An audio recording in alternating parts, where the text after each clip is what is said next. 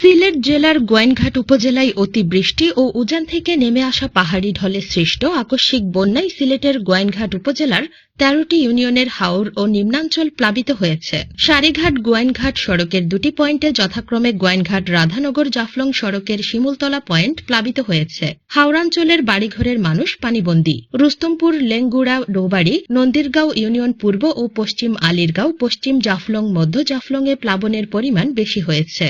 Union পরিষদের chairman ও মেম্বারগণ volunteer সহ আকস্মিক বন্যাজনিত দুর্যোগ ব্যবস্থাপনায় নিয়োজিত আছেন।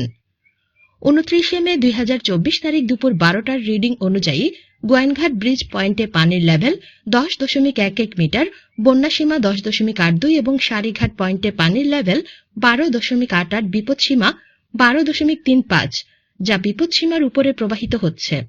গোয়াইনঘাটের ইউএনও মোহাম্মদ তৌহিদুল ইসলাম, উপজেলা দুর্যোগ ব্যবস্থাপনা মনিটরিং সেলের অফিসারগণ, পিআইও, কৃষি অফিসার, মৎস্য অফিসার, প্রাণী সম্পদ অফিসার সহ জনপ্রতিনিধিদের নিয়ে বন্যা দুর্গত ও ঝুঁকিপ্রবণ এলাকাসমূহে জনপ্রতিনিধিগণ সহ সরেজমিনে কার্যক্রম পরিচালনা করছেন।